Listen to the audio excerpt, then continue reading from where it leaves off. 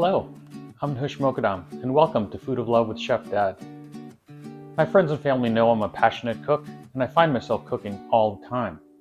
My kids started calling me Chef Dad when they were little, and one year they made me this little apron.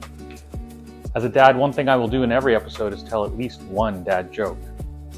I'm often accused of using every pot in the house, but every now and again, I love making simple and delicious preparations. I'd very much appreciate it if you'd like and subscribe to my channel, turn on post notifications, and share this with your friends. Let's get started.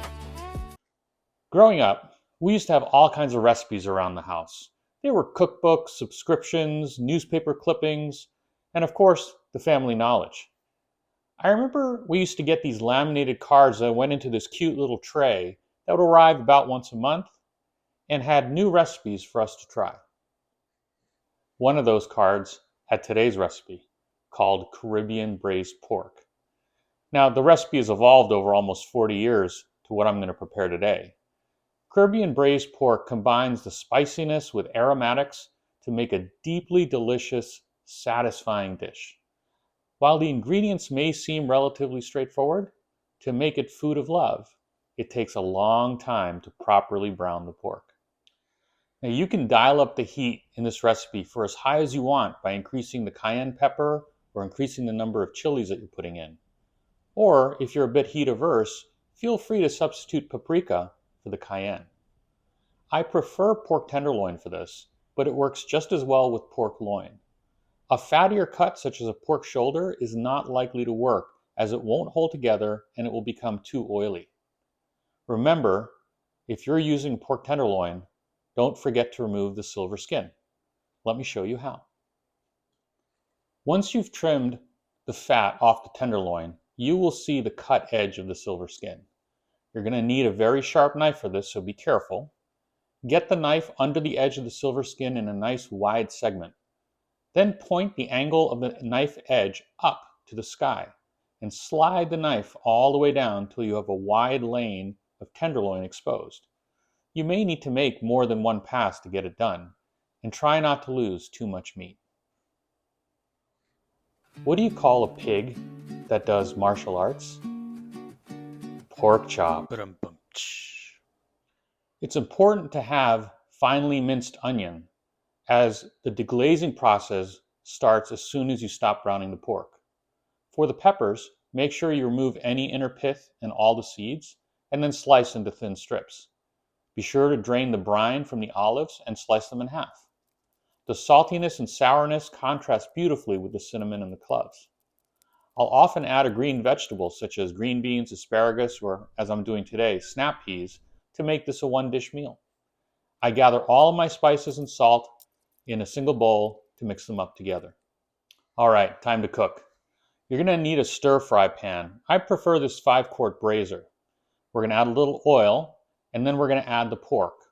It's going to stick at first, but the pork's going to start to release water, and then it will come up from the pan. It's going to release a lot of water before it finishes browning. This is the food of love part.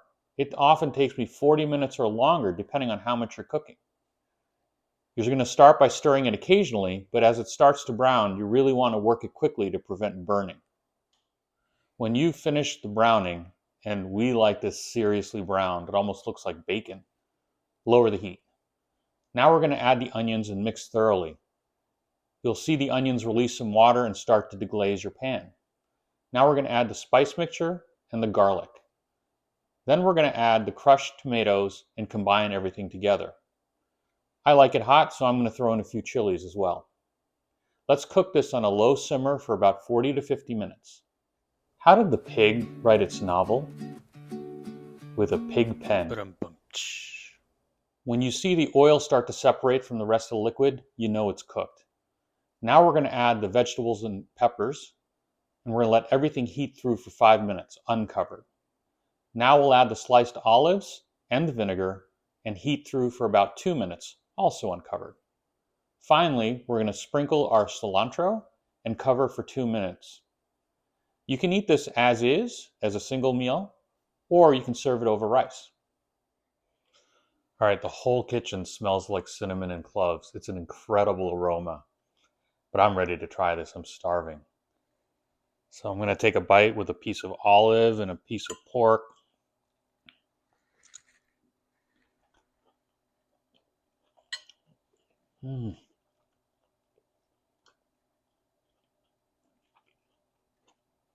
It's delicious. You get the cloves and the cinnamon up front. You have the background of the cayenne pepper and the chilies. The sourness of the olive and vinegar makes all the flavors pop. This is scrumptious. It's so comforting. I highly recommend you try this one.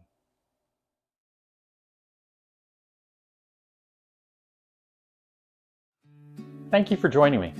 If you like this video, don't forget to like and subscribe to my channel and turn on post notifications. Feel free to share with friends and family. We'll see you next time on Food of Love with Chef Dad.